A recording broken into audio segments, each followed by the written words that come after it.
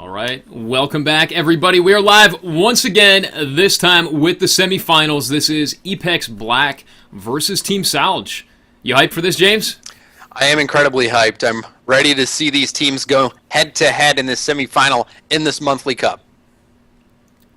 So it looks like the teams are just about ready. They may be doing hunter picks right now, but I know that everyone is in the lobby and ready to go at the very least. All right, yeah, and it looks like they're starting right now. Let's make sure we get the observer slot selected. There we go. Yeah, I believe the last time that we casted a Apex Black versus Salge game was on the Dam, and it went down to the wire. You know, with Girthzilla finishing out the Salge team with almost no health left. So I'm really excited to see these two teams go at it again. Yeah, Apex Black looking very, very strong today. We have yet to see Team Salge play. Let me get these players muted. We have yet to see Salge actually play, but they've always put on a consistent and strong showing in every single Go4 Sunday. So I think they'll do pretty well again here today. Mm-hmm. We'll just see. We saw a strong start from the Hunters in this tournament so far, taking most of the victories up to this point. So we'll see if that trend continues moving into this Apex Black versus Salge matchup. Traditionally, these past few months, we've seen Girthzilla do an awesome job about putting out a ton of DPS with the reliability of his Stage 2 build, which is that 3 flame, 3 leap smash. But if this Salge team is ready for it, which they, have been experiencing it for a few weeks now, they might be able to counter that. And you can see them potentially picking Torvald. Yeah, so. They did. They locked in a Torvald. Raise your mortars, everyone. Actually, don't. I think Nightbot might time you out. But, man, this is exciting. Yeah, Nightbot has some mortars of his own. Yeah, they're called timeout and ban mortars. That's for sure. Keep in mind, this is the monthly finals, folks. These are the finals from April, in fact. They were delayed by a couple weeks. Tomorrow is the regularly scheduled broadcast of the Sunday Cup. That is not canceled. That is still on. So this is going to be a long weekend of Evolve. More great matchups, hopefully, tomorrow, and more exciting games. Let's jump in, though, right away. Here we go. Game 1, Apex Black versus Team Salge. We have Apex Black's monster player, Girthzilla, on Goliath. And in the dropship right now, for Team Salge, on Assault, we have Tharmak playing Torvald, the Cyborg. We have Akath on Medic playing Kyra. We have on Support Practical 1 playing Hank. And we have Murka on Trapper playing Griffin. In this EU Cup, yeah, I like that, and representing of the great country of the United States right there. That's beautiful. It's funny though, because doesn't Griffin wasn't he styled after Crocodile Dundee, who's Australian? I believe he was modeled after the guy from Jumanji. So Jumanji, yes, that's right. Picture in my head. That's right. Abe is Crocodile Dundee, right? I'm getting them mixed up. I haven't seen either movie in a long time. Yeah. Alright, and Girthzilla taking off to that western side of the map. That great early spot for monsters to take and evolve. And he's going to take the caves right here. So that will block off the orbital strike from Hank. Let's see how close the Hunter team is actually. Over 100 meters, so it's a good decision here. He still might get domed. But it is a good attempt here regardless. So, yeah, you can see America moving into position, maybe even trying to get a dome through the wall. Yeah, they're not going to get the dome. He is out all right. Ooh, they throw it now. Oh! Just in time. Great harpoon. Locking Girthzilla in this dome. Keep in mind, both teams are from North America, so there will be very, very little lag or hosting issues here. Yeah, and I wonder, it doesn't look like he had enough space there for a loop. He's trying to look for some wildlife in this dome to just get a little bit of shields. But he does have it's a decently preferential dome here. You can see he's got a lot of elevation to work with, and he has that circle in the middle and even just that part of the cave. So he'll do probably a decent job mitigating some of this damage, but he could even get a strike if the moment opens up for him. He does have 3 points into 2 abilities, which is more than enough to get a Hunter down and get a mark. And it looks like he's going to hide out of line of sight here. No, actually he's going to come back out in the open. They do flush him out And those harpoons from Griffin are on point today, continually locking him down. Look at how much damage they've done to him already. And he's trying to avoid damage, too. He's not even taking the fight to them. And they've already done this much. The dome does come down. He's going to stick around. Couple attacks on Murka. Wow, another great timed harpoon right there. Yep, sometimes the best defense is a good offense. I know that's cliche, but you can see there, they were able to get over there and do enough damage to where Godzilla knew that he couldn't commit on any of these hunters at risk of losing even more health. So they did an awesome job of putting that pressure on early so they could control the tempo of the fight in that dome. So they're going to have to continue to keep doing that and staying on top of Godzilla as he tries to create more distance and get these full shields. And Torvald is key in those types of situations, because if you are skilled with Torvald's mortars, you can really make that monster pay even if he's hiding behind line of sight. You can get those mortars to fall right on top of his head, even though you don't have a clear visual of the monster. 67 meters away right now, and that dome is off cooldown. We can see Salage's Murka with the mobile arena in hand, waiting to throw it at just the right moment. Looks like he may go for it here. He does throw it 25 meters, and Godzilla is in. Yep, Godzilla, though, right on top of Practical One, who is a good target. And especially Murka, also a good target, so he's doing a good job of splitting the DPS here. He's going to have to keep it up, though, and get a mark here pretty quickly, otherwise it could turn ugly for him. Yeah, shield at the last minute does keep him alive, and he's going to continue to go up and down the cliff, trying to hit someone's shield on Murka again. That orbital comes out, though, hits no one, and Murka's stuck in a corner again. Oh, He's got to get away. He will go down here. He cannot keep this up forever. We can hear those mortars coming in. Look at the damage from those mortars right there. But Murka does go down, and Girth will be able to escape this. Yep, Murka already back up. Godzilla taking a little bit more mortars on his way out there, but still didn't lose his shield. So a very critical fight there that Godzilla came out on top of, getting that mark on Murka, the Trapper, which will make it even that much easier for him to get that second mark. So Godzilla knows that he's going to have a much easier time being able to get in and out of domes, which is more important, and now in a solid position to take this fight to them, going into the Stage 3 fight, or even potentially a full shield Stage 2 fight once more.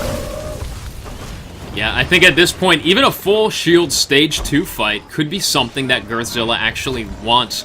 He's shown that he's able to avoid the majority of mortar shots there.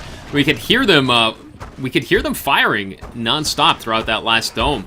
But Godzilla always able to move at the last minute, except for in a couple occasions. You know, that is a danger of playing against Torvald, though. You really have to be on point. Those mortars do so much damage that you really can't mess up, I would say, more than once or twice in a dome. Yeah, for sure. And really, Hank doing a good job of shielding Murka, you know. Godzilla was able to just eat through those shields. Maybe if he would have gotten a cloak, he could have survived, but Godzilla just, with that Flame Breath and Leap Smash, he's able to just do consistent DPS. And you'd see now him taking this full shield Stage 2 fight, and he's getting off to a really good start, doing a lot of damage on ACAP. And now ACAP is in trouble of going down here. Hank coming in with the shield, but now he's able to split this DPS, coming onto Murka and trying to get that second mark. But the orbital coming in, hopefully... he's going to walk right through it. Yeah, he is, and he's just going to continue to be putting out pressure on all of these hunters. They still haven't done any permanent damage to him now, and it looks like he is still trying to focus Murka, and we have a Sloth coming in. This actually could be game-ending if they don't get away ASAP. They need to get the high ground and avoid the Sloth. They don't have time to focus it down right now. Shields come out, protecting ACAT. The mortars on Godzilla drop his armor to almost nothing, but it looks like Girth is going to stay in at this point. He's going to finish off ACAT here. Leap Smash, only 2 players left. Practical One and Tharmac. And it looks like this could be a Godzilla win here. Practical One trying to get away. Pops the cloak, jumps uphill.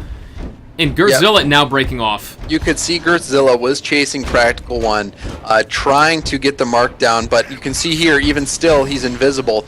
And when the support goes invisible, it's pretty difficult to track that player if he's not on fire or jetpacking. So Practical One doing a really good job of getting away and not taking a mark, but Gertzilla has to be happy getting 2 marks on the Trapper and 1 on the Medic. And Kyra is so critical in this composition, so he's got to be feeling really good about his position.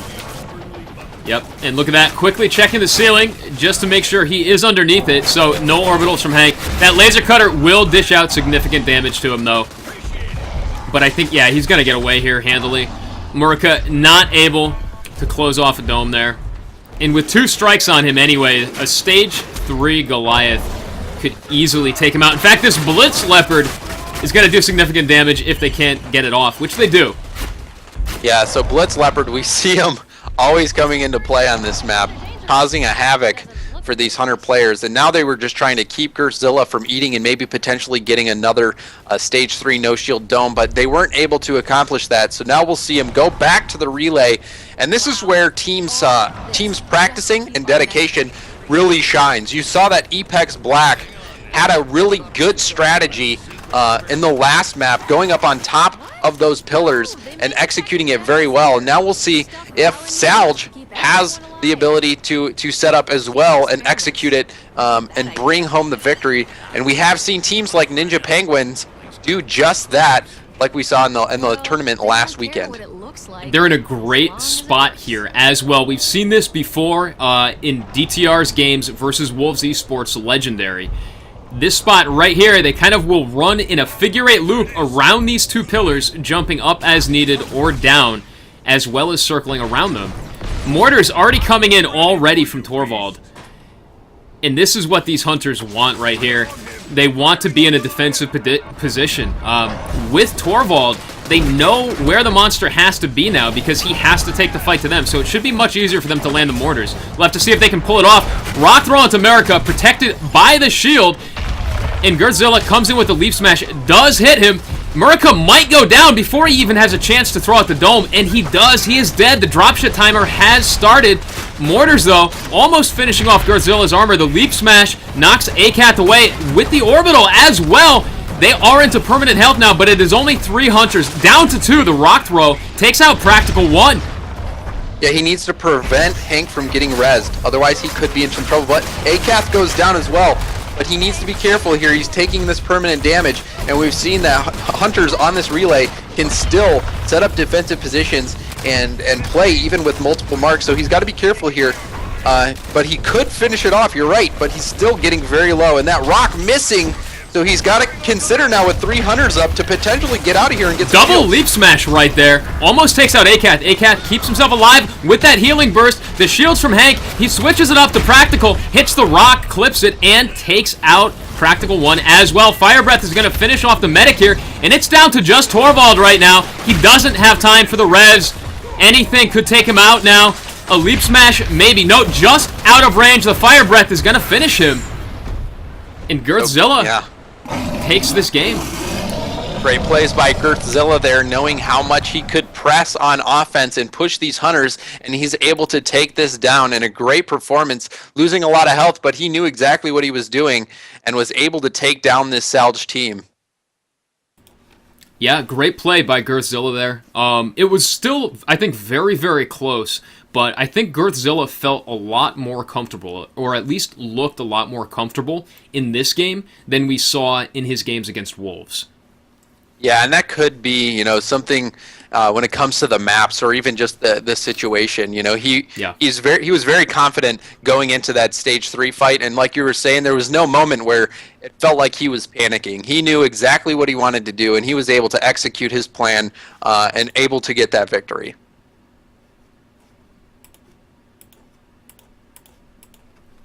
Yeah, and he did take that victory handily. This is still a best of 5 here in the semifinals. It's not until the finals that we switch to a best of 7. So Epex only needs to win 2 more to advance to the finals.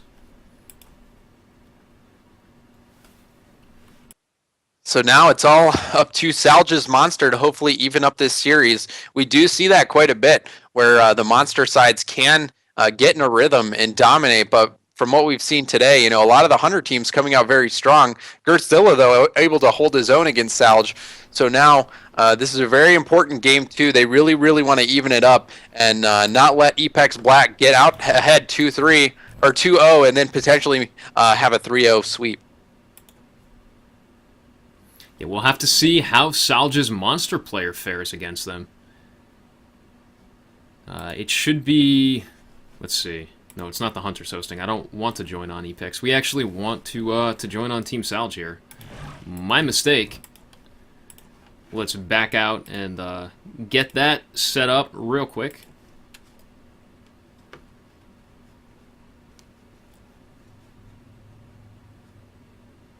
So Goliath yet again, just being dominant. We haven't really seen any other monsters.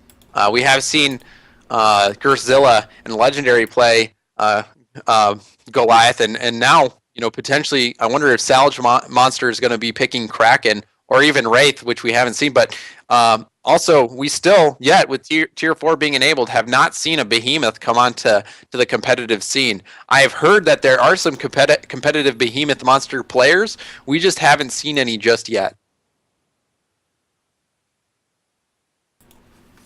Yeah, we haven't seen any just yet. I'm looking forward to the day when we do see a Behemoth. We have seen every other monster so far in the competitive scene, and we frequently see a lot of Goliaths and Krakens, not so much Wraiths right now, but Wraith may be making a comeback as well pretty soon. Yeah, I've gotten to see some Wraith matches, and it's just very difficult for a Wraith to stay in and fight with how much the shields got reduced, and then also how much you see the Wraith during decoy. Decoy has become a lot less effective. But what's cool is TRS is actively testing all of these aspects of the game out. They're working day in, day out, like long hours, tweaking all this stuff. So we know that changes will come, balance issues will be addressed, and Wraith will definitely get back into a good spot, and we'll see all these monsters and even new tiers coming out, and it's going to be awesome seeing all these different abilities that they'll have, and really the mixture of monsters that people will play, and kind of the what we'll as viewers just have quite the treat being able to see all these different metas come into play.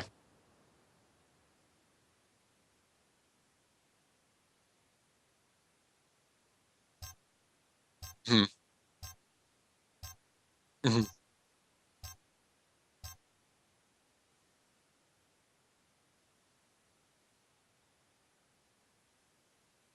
Yeah, it's very exciting, and even now, I mean, I still love jumping into these matchmaking games, just getting matched up with random players and trying to hunt down a monster. It really is something with great replayability, so I'm very excited to see what they come out with next.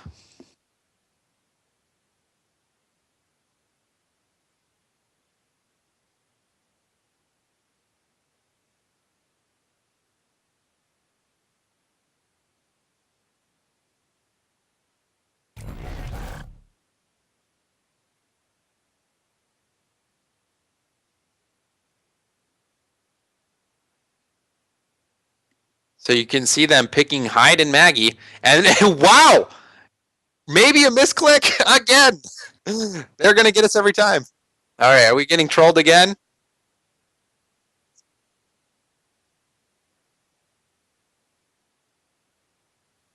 It's locked in. It's locked in.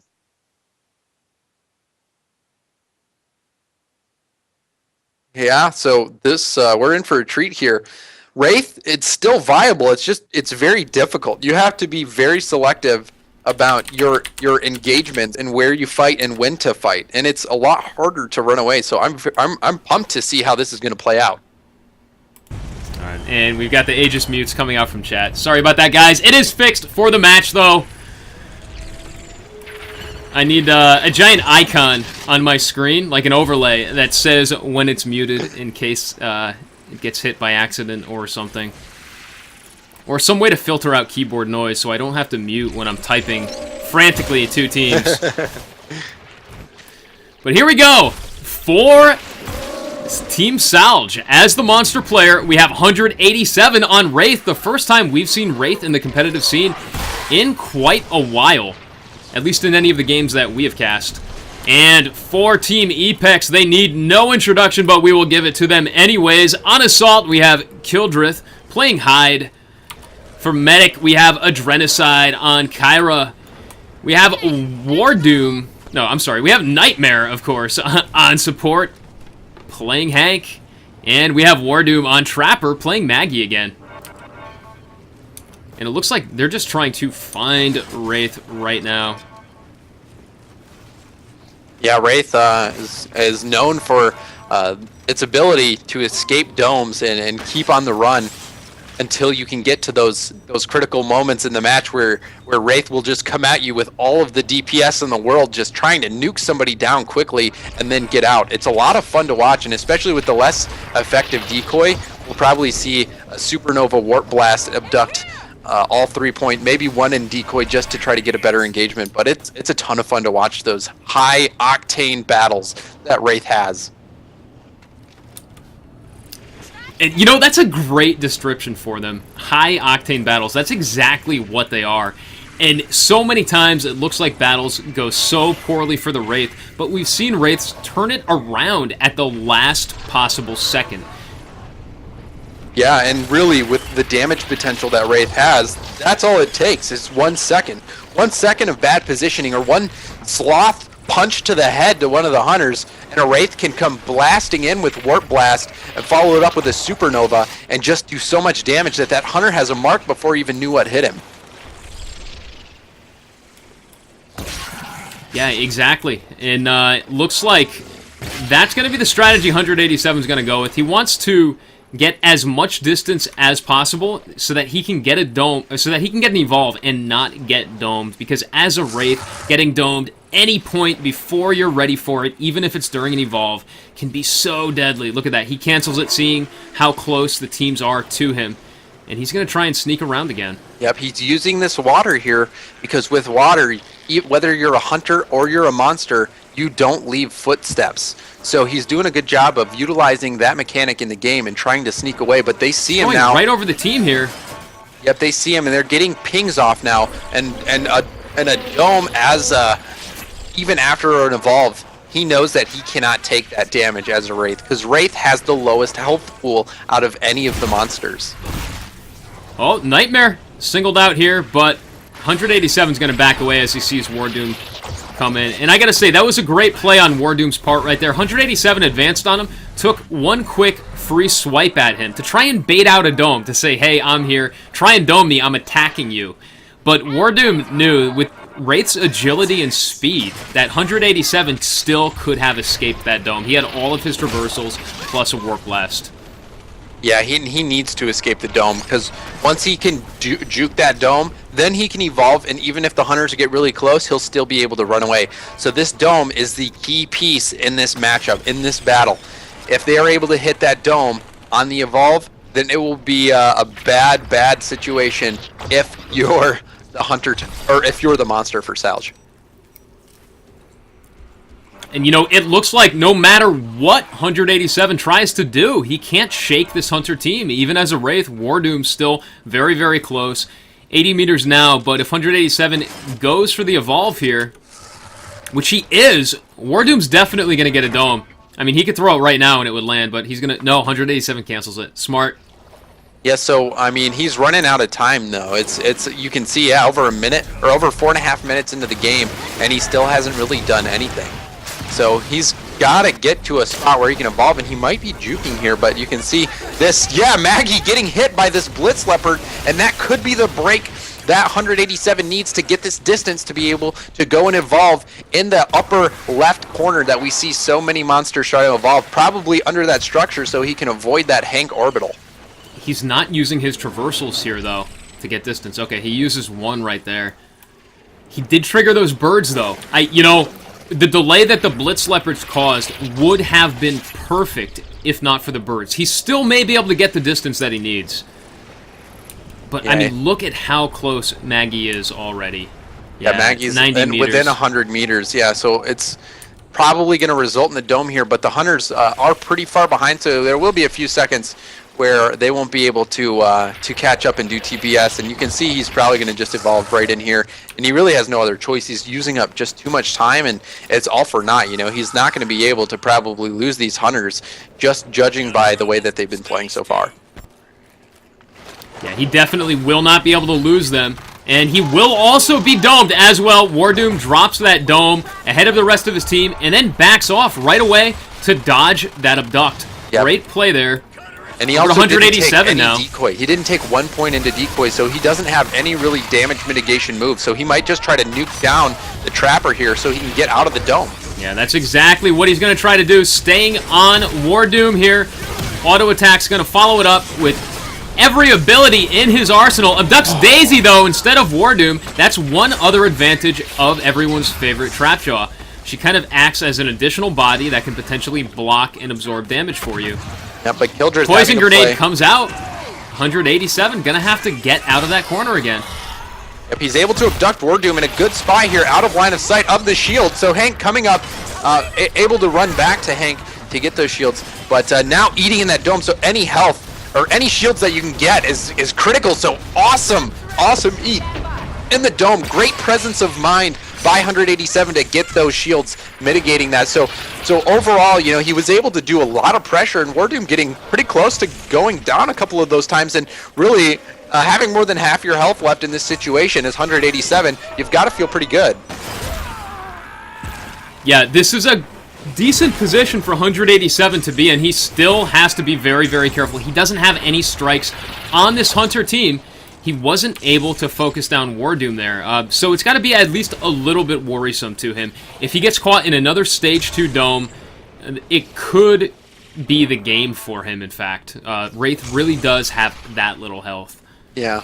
What we'll probably have to see 187 do is if he, you know, he's got, now that he's Stage 2 and got 3 points in Abduct and Warp Blast, he's got the tools to get a quick mark. You know, if he can find Wardoom out of position, and get a mark on Wardoom, and maybe even potentially take a Stage 2 fight with full shields and get that quick mark, he could be sitting in a good situation, but we'll just have to see how he does. And you see in there going for that abduct on Wardoom, but just barely missing. Poison grenades come in and chase him off once again. We hear the dome coming down, and it looks like this is going to be a dome. This is a great spot to fight a Wraith into. But he's able to get that Warp Blast and do a good amount of damage on Wardoom, and really getting a lot of damage on all of these Hunters that are grouped up. He's focusing the assault right now, probably want to change targets. You can see him coming right back on Adrenicide, doing great damage to all of these Hunter players, splitting out that damage so you can't get easily healed. And now the DPS from the assault is gone, and he's able to almost get this mark on Wardoom when he does, and now he's probably going to dip out. What an exciting fight right there. A high-octane battle that we were expecting. Yeah, that really was. In fact, I'm surprised 180 didn't stay in at that point. With only 2 players down, both bodies grouped up pretty close together. It may have not been that much of a tall order for him to stay in and finish off the remaining 2. But he chooses to play it safe. This is the monthly finals here. They are playing for more money than other cups, and he wants to do what he can to guarantee a win. So taking those 2 strikes, backing off, he still has half his health and full armor. Great abduct on Kildrith right there, but the shields do come out. They're going to protect him, and 180 going to back off once again. Couple traversals and a Warp Blast, and that will give him the distance that he needs. Yeah, that was a really solid job by 187. Getting that damage split among all those Hunters. That Warp Blast was just destroying Epex. They just need to get in a better position to not take so much damage from that Warp Blast, because you could see that all of them were really low, and when all those players are low, if they're not grouped up, it's going to be difficult for Kyra to heal them, and if you are grouped up, you're going to get Warp Blasted. So just 187 playing really smart and making the most of Wraith's abilities, getting those marks on the Assault and Wardoom. And he's domed once again, goes for the abduct on Wardoom, pulls Wardoom out of position, but the Maggie trap at the last minute locks him down and prevents him from retreating all the way. Wardoom going to be completely safe here. Yeah, so he gets another abduct on Wardoom, brings him out of line of sight of Hank's shield, and follows it up with a quick Warp Blast. Wardoom could be in trouble right here. He could be, but I think he's got more than enough healing and shields. Oh no, that Tyrant coming into the fight, that could be real bad. The Orbital does chase 180 off at the last second, and 187 completely backing away there, taking Kildrith by surprise though.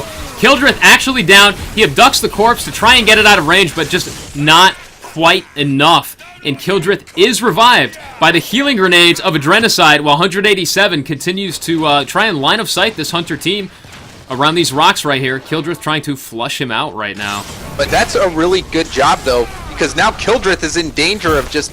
He can't play all-out DPS anymore. Now he's dead, and the body is eaten. So he's in a good spot to finish it off right here. He could take these hunters out. Abduction onto Adrenocide. Yeah, he very well could take them out. They don't have enough damage. All he has to do is focus down that medic, and this team is going to be forced to split. Warp Blast onto Adrenocide. Adrenocide down to half. A couple more auto attacks, but these shields from Hank are on point right now. But for how much longer? Oh no, the orbital comes down, and the shield on Adrenocide. That's going to force 187 to back off. Yeah, and he's great play from Epex right there. That long range abduct onto Adrenocide. Great timing on the shields, but I don't think it's going to be enough after that. The medic does go down. Daisy will try and get that medic back up, but as 187 goes for a free strike on Nightmare now, this is permanent damage. Oh, and he switches it up, goes on Daisy, and now he's going to back off. I think he needs to get at least one more strike to be completely safe here. But it looks like he's just going to take what he has. He's going to back off. Ooh, they dome him. Ooh, wow. They go for a second dome with 50 seconds left on the dropship. They're feeling very, very confident right now. They do have the damage to finish him if they want to. Hank and the Trapper Maggie do dish out significant amount of damage by themselves when they really focus on it. Yeah, you see him passing up that that Mammoth Bird. You'd think he would get those shields and try to go back in. He might be waiting to get some shields before trying to take that Mammoth Bird out. But yeah, he's just trying to hide at this point. You know, and this is interesting too, because they dropped the dome with less than a minute on the dropship timer, which means that Kildrith is going to be dropping in by the time the dome expires if he times out this dome. Yes. That's bad. I think that's exactly what Epex wants. That's very, very bad for 187 because it will allow the rest of the entire team to stay on him and dish out continuous damage right after the dome expires. You know, that advantage that he had of not having a trap, of not having an assault, will no longer be present. Yeah, and he's so got to they're back able off. to just stay right on his tail. So very, very smart play by Wardoom, having the presence of mind to, even though they were lost their assault and were low on health, having that presence of mind to throw that dome to prevent that stage 3 evolve. So now, you know, they're all up, all the hunters are up, and now 187 doesn't have a ton of health left, so if he gets caught evolving to stage 3, then it could be ugly. Yeah, it could be very, very ugly, you're right. They could finish him at the beginning of a stage 3 dome. But at the same time, 1 strike on Adrenocide, 2 on Kildrith, 1 on Wardoom. The amount of damage that a stage 3 Wraith outputs is enormous. And they could easily make one slight mistake that 187 chooses to capitalize on, and he may be able to turn things around and finish off the team here. Yep, so we'll see if the dome comes up in time. Looks like it's still on cooldown. He does throw it. He does and throw it. He's going to be in the dome. Abducted already, and he does pop the Supernova. Couple auto attacks onto Wardoom. I think he's going to finish him right here. Those shields can't hold forever. Couple more hits, but he's already down below 1/3 of his health. That orbital comes down. He's got to back off now. This is really bad for 187. This was the perfect dome for Epex right here. Warp Blast into the team, actually. Adrenocide goes down. They are out of healing. Kildrith pops the shield. And 187 doesn't have the armor doesn't have the health to stay in the fight. He needs to get armor or health.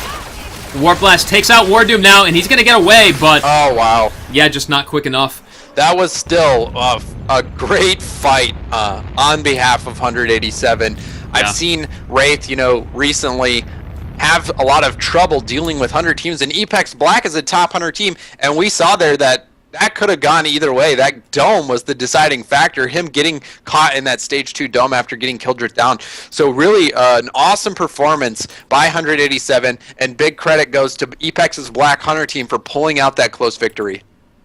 Yeah, amazing play right there at the end, pulling off that clutch dome. They had great teamwork and footwork, sticking together, perfect timing on those shields, protecting the right player at the right time, you know, just at that split second. Sometimes if you put a shield out too early, you'll actually deter the monster from attacking the shielded target, which is not necessarily what you want. You want the monster to commit just a little bit so that the rest of your team can easily focus damage on the monster, right?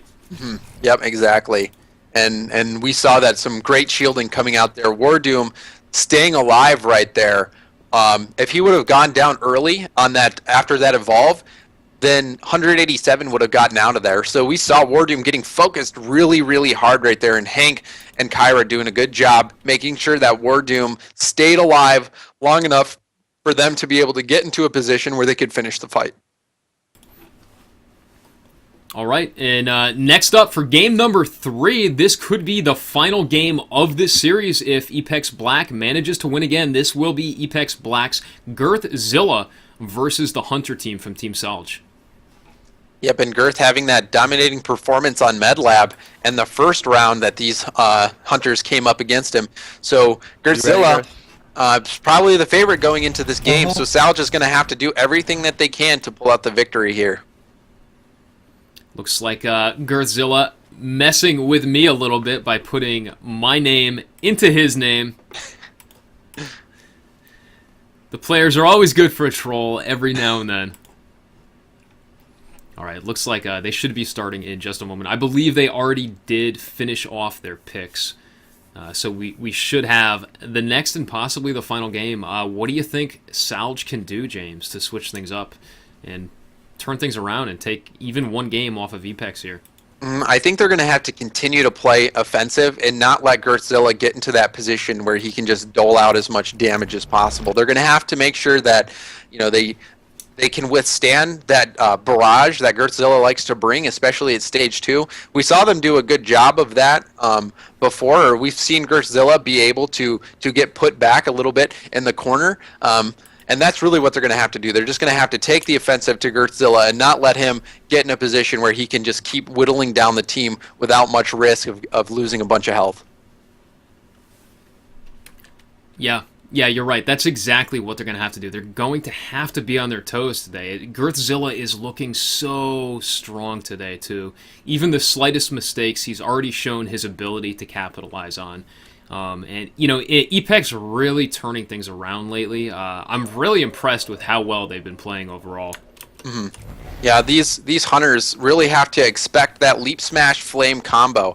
If they can avoid getting Leap Smashed, then it's going to be hard for Girthzilla to combo that up. That's really how he likes to engage these fights, is using that Leap Smash. And really, if you can dodge that or take that out of the game, then you'll be in a much better situation. So just have to be on their heels, ready to jetpack away from those leaps as soon as they see that animation begin. Yeah, you're right. They will have to be ready for it. That timing, though, is so hard. Oh, no, we're not going to. Yeah, they already locked in Hank. They already locked in Hank. There was no way they were going to pick. Pick Laz there. But they do stick with the Torvald. And yeah, I think the determining factor here will be their ability to land those Torvald orbitals or not. We saw in the last game, I think their damage suffered heavily because they didn't land as many Torvald mortars. I'm sorry, I called them orbitals. They didn't land as many Torvald mortars as expected. Yeah, I agree with you on that. I think that Torvald, is kind of a risky pick in the sense that he has that incredibly high damage potential, but if you're off your game a little bit and you're not able to hit those, or if the monster is on his game dodging them, then you suffer, like you said, quite a bit. And other assaults like Markov and Hyde just have very solid, sustainable DPS, whereas Torvald he has that skill requirement to be able to capitalize on his damage output. All right, let's cover the players real quick. Just in case anyone is tuning in, this is Epex's monster player, Girthzilla, playing monster for Epex. And for the Hunters, we have Team Salge, we have Tharmac on Assault, once again playing Torvald. We have Akath on Medic, playing Kyra. We have Practical One on Support, playing Hank. And for Trapper, we have Murica as Maggie. Alright, and they do spot Girthzilla there, trying to sneak his way along the beach, but they did see him during that leap. Yeah, we can see the red pings coming out, so they know exactly where he is.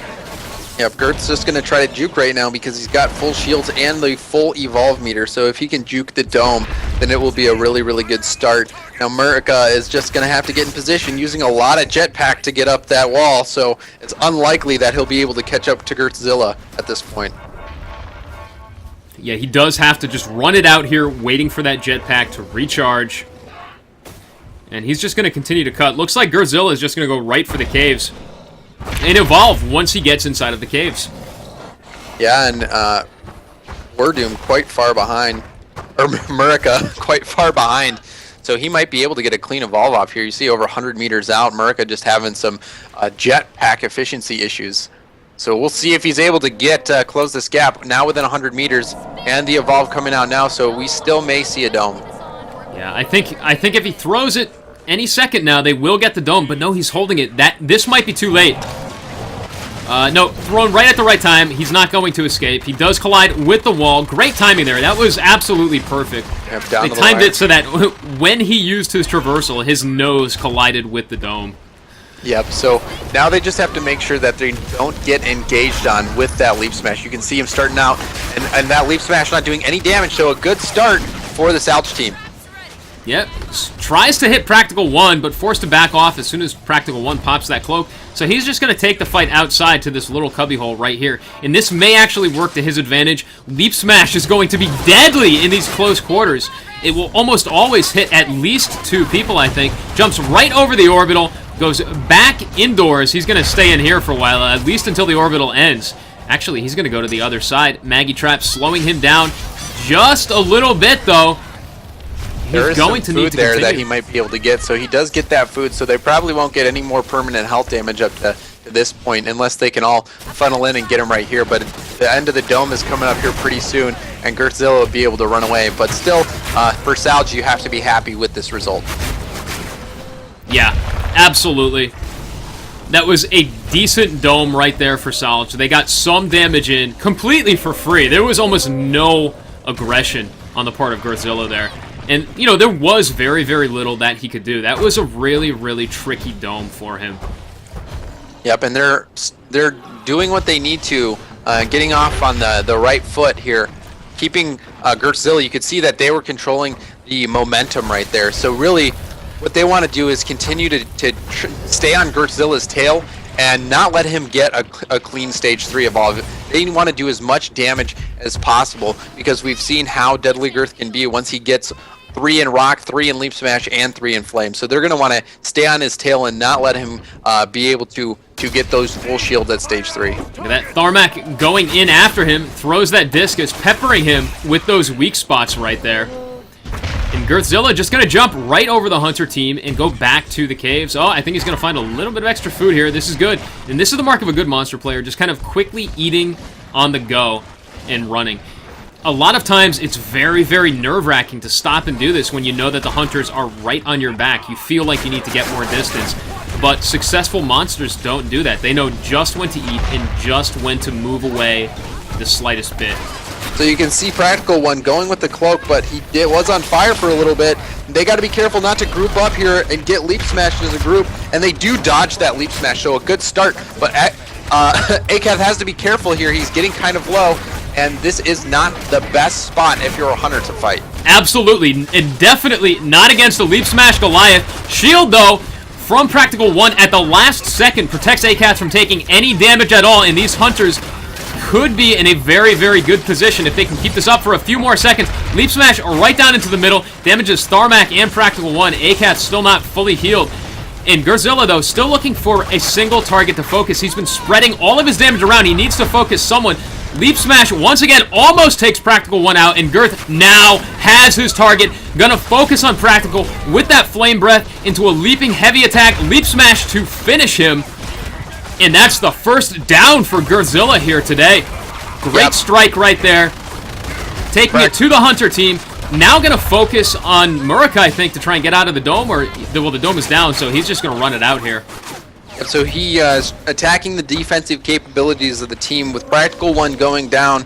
If he's able to get taken out of the fight early, it'll be that much easier for Gertzilla to continue to get the other marks because he won't have to deal with that pesky shield, which you saw come into play when ACAF got really low, and then that last second shield ate the entirety of the leap smash damage. So Gertzilla really turning that dome into his favor, getting that mark right there. It was very close.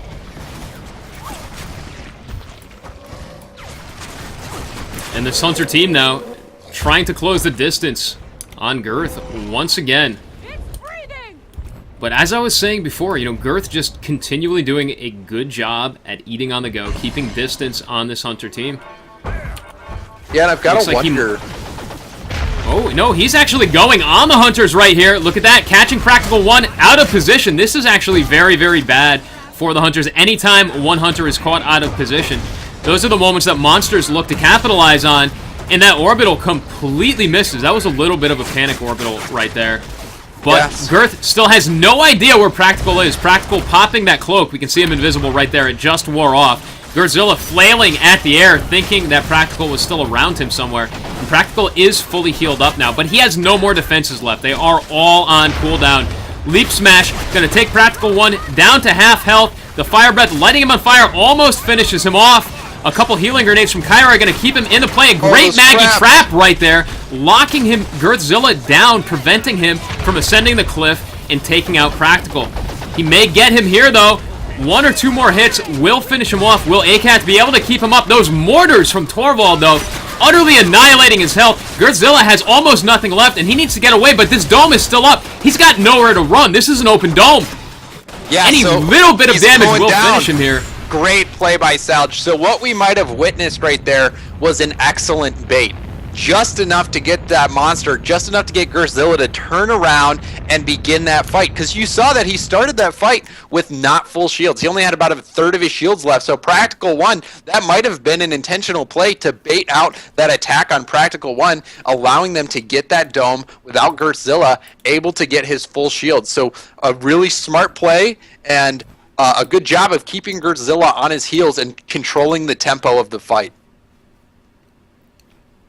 Yeah, that was great play from Team Salge there. I'm curious to ask them whether or not that was an intentional bait or an accidental bait that they just managed to make the most of. Either way, they managed to turn it around excellently for them.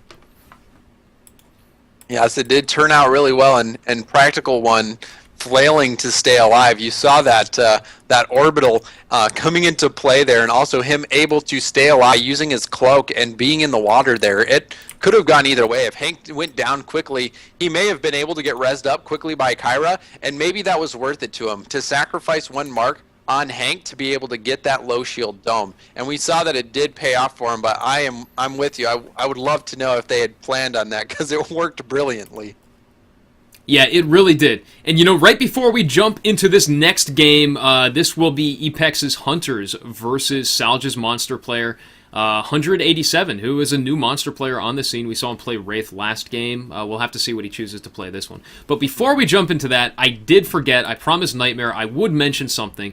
The tactic that they used in Orbital Drill, where they defended south of the relay. He wanted to make sure that I didn't give them credit for it. Nightmare does credit that to when he witnessed Stage 3 do it. That was at least the first time that his team saw them do it, so they decided to practice it after seeing how good it was. Stage 3, no relation to the podcast that we put out bi-weekly. Stage 3 is also another competitive scene.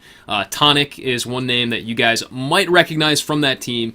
And Stage 3, actually, speaking of them, they've been doing so well recently, we may see them in the next monthly finals. Yeah, they made it to the semifinals and knocked off some of the top teams to get there with an impressive performance. So I wouldn't be surprised to see them go even deeper, maybe making it to the finals tomorrow. Yeah, they very well could. Just quickly letting both teams know that we are ready whenever they are. I believe that they are just finishing up their picks right now, so we should be jumping into the next game in just a moment. If Team Salge can win, if their monster player, their brand new monster player at that, manages to take a win today, we will have a tiebreaker on our hands here in the semifinals. And we saw how much damage that 187 was able to put out. With that Wraith play, it was fantastic to watch. He was doing a ton of damage to these hunters and able to get many marks on them and almost take the victory. So, just a little bit, if he wouldn't have gotten domed there at stage 2 trying to escape, it could have been a different story. They might have even been able to pull out the win. So I'm not expecting Apex Black to have this by any means. It's still Salge's opportunity. They have the opportunity to come back in here, tie it up 2-2, and then, depending on how the bans go, it's really anyone's match still. Yeah, absolutely. And we saw this in the last game, just how close it was. There were a few situations where 187 could have potentially turned things into a win for him, but Apex Black just managed to be a little bit more on point, have slightly better footwork, their experience showing, I think, and managed to eke out a win.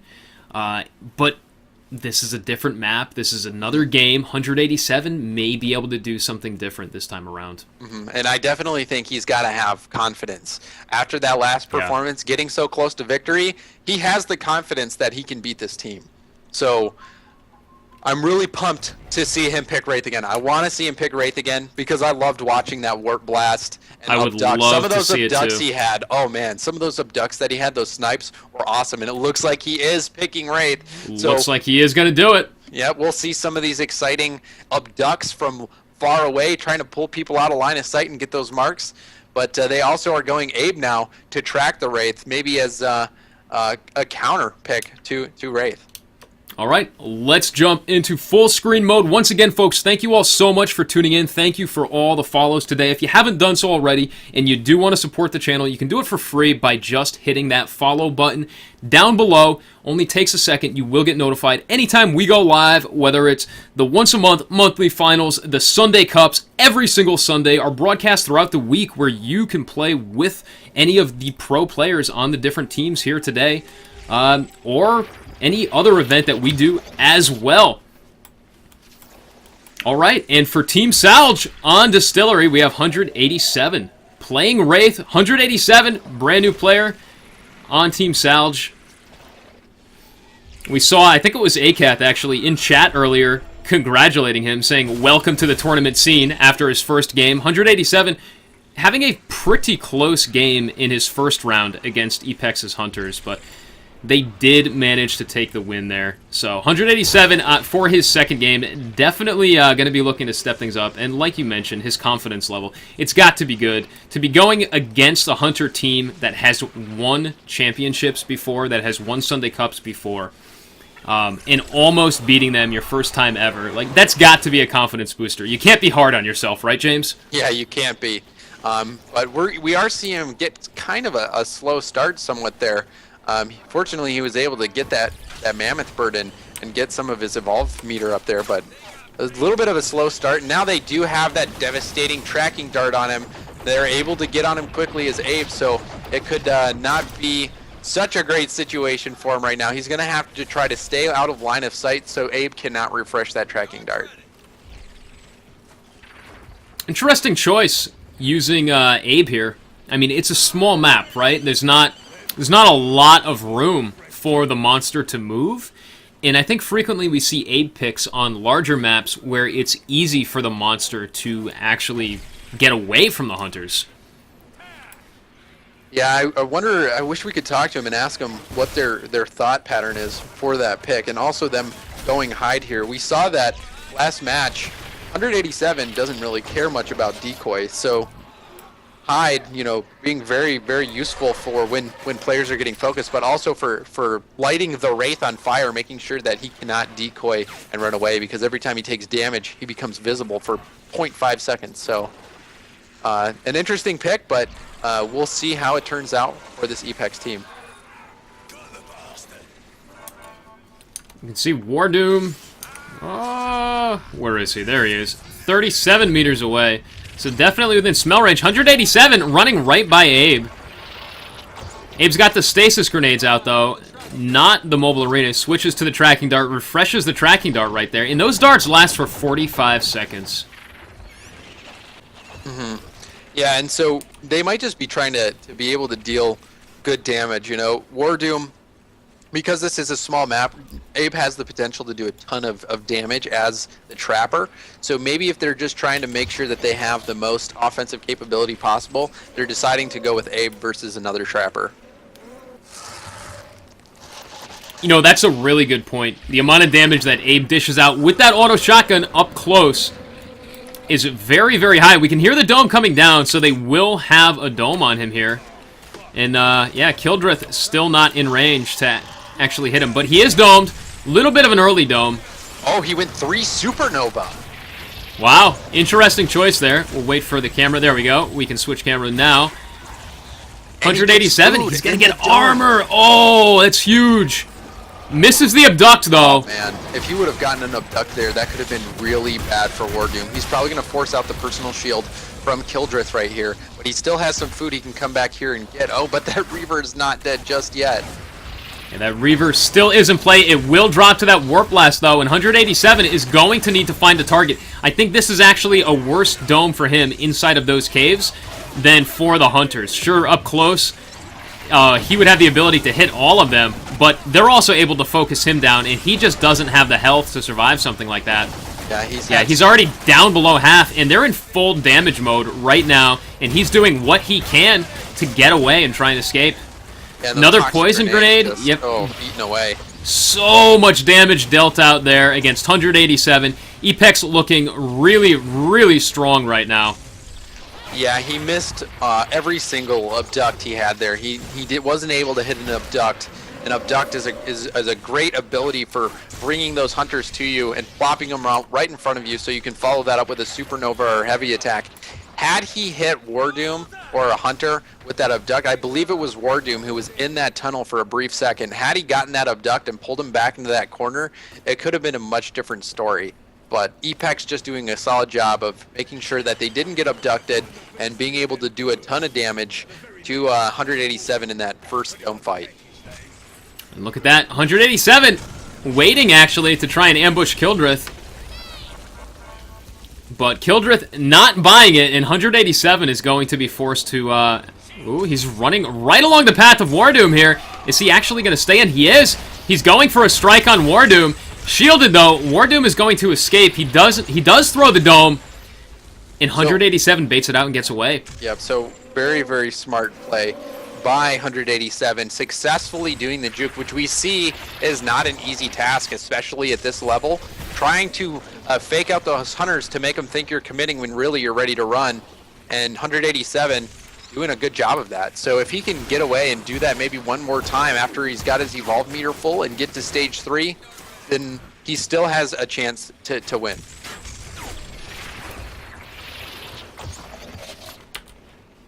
And also last match, we saw that Kildrith went down early a couple of fights, forgetting to shield or not able to personal shield in time just because of how much damage that Warp Blast can do. So we'll see if that same kind of play happens.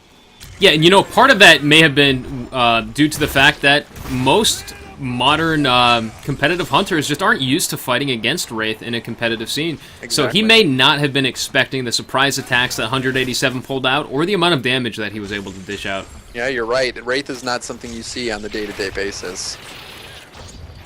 Yeah, other than in pubs, but in pubs, it's, you know, it's a completely different story. Most Wraiths in pubs also play very different too. They're frequently decoy heavy, and they just run out the clock and try and win by, I don't know, boring the hunters to death. Yeah, a lot of it is they know how to run away. It's easy to run away, but then being able to come in and do the damage you need to, that's another story. And you see here that 187 doesn't even put any points into decoy, so he's 100% damage dealing spec, and he's able to make the most of his opportunities, or at least he was able to in that first matchup. Now he's in a little bit tougher of a situation, losing so much health and not able to have gotten any marks on these hunters up to this point.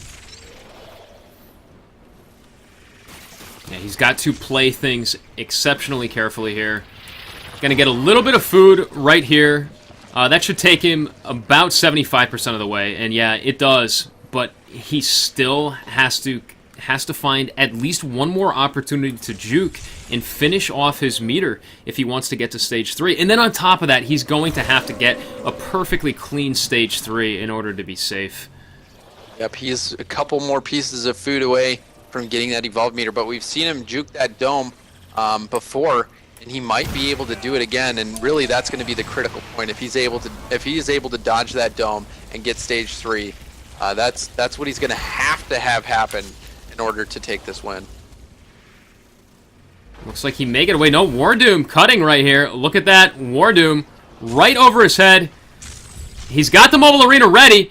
Blows all of his jetpack, throws it, 187, uses his warp blast, and 187 is out. Very close. Very close dome. That would have been game over. So he's still alive.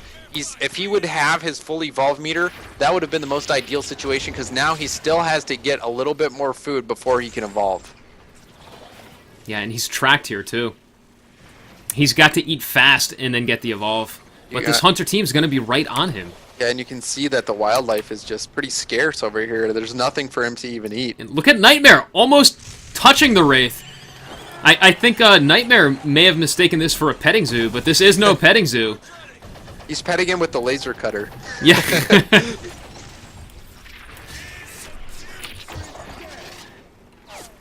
So yeah, still you can see him struggling to find food and struggling to get away. The nerves have to be getting to you at this point, with almost no shields, just trying to finish off this stage 3 and not being able to find any food or even stop to eat it if you do find it. And he does find that Glaciopod's dung right there, getting at least one shield. He just needs one more of those, and that would probably finish it off. One more is all he needs, but this Hunter team is just staying too close to him. And that's really due to that Abe tracking dart, that little red diamond that we see over the monster's head that lasts for 45 seconds and can be refreshed anytime Abe gets a clean shot with the dart on the monster. Or if the monster eats a tracked animal, whether it's a corpse or a live animal. The monster will then become tracked for 45 seconds. And, you know, I think they picked it specifically for Wraith. They must I think that's why they did. They didn't want to take the chance of Wraith dodging a dome and getting away because of how mobile Wraith is. Yep, and really, if you're right, if it is another Hunter, you know, Wraith's ability to cover a lot of ground in a split second makes it very difficult to track potentially. So if you were running a Griffin, if you lose sight of him, he can dart off in a direction and be out of your line of sight in just a matter of a half a second. And once again, we saw just a couple seconds ago Wardoom refreshing the dart, and then he refreshes it again right away. Yep, I wonder if he's going to try to get a mark on Wardoom, try to get Wardoom down quickly just so he can escape, or if he is going to try to go for the dodge. You can see he's already missing over a third of his health, or a third of his shields at this point, so maybe just trying to get the dome baited out right there, because he does have his full evolve meter, so even if he was taking a lot of shield damage, if he would have been able to juke that dome right there, he'd have been able to get away involved. But Wardoom holding on to that dome, and the chase continues. Yeah, the chase does continue once again. 187, just doing what he can. But, at some point, he's going to just have to suck it up and take the evolve. I don't think he's ever going to completely juke this Hunter team, and that's exactly what he's doing. So we can see now, 70 meters away, this is going to be another dome. They're going to dome him without any armor. Yeah, the dome already comes out. 187 is in that mobile arena. Poison grenade already on the ground. And both Trapper and Assault firing him before he's able to move. Yep, and now Kildrith in there. He's got to be sure to remember to cloak. He does remember to pull out that personal shield, and it doesn't matter. Looks like 187 eats through it and does take down Kildrith, so the DPS is going to be a little bit limited. He needs to make sure that Assault does not get back up, but he's taking so much damage from the other 300s up that he the rest of the team could finish him right here. He switches it up onto Nightmare. Nightmare firing away at the laser cutter now, realizing how close this is. Supernova on Nightmare. Nightmare doesn't even go down. They manage to finish him inside of the dome while sitting in a supernova inside of a cave. Yep, a valiant effort there by 187, but it was just short of what he needed to take that victory. And Apex Black showing why they are a top team by taking these victories on Hunter's side. Yeah, great play right there on the part of both teams. Welcome to the tournament scene, 187. Great showing by the new Monster player right there. And, of course, great play by Apex as well, finishing off this series 3-1. They will actually advance to the finals now against, I believe it's Ninja Penguins. Let's see. For some reason, the brackets never actually refresh properly. See if we can do it now. There we go. So there's the brackets, although they're super large. I guess it's blocking us off. Sorry about that, folks. I'm not sure why it resized itself. But here we go, right here. Yeah, if I refresh it, I believe Ninja Penguins did close out against Eyes on You. They did indeed. Okay. So Ninja Penguins, back-to-back weeks, showing that they are a force to be reckoned with.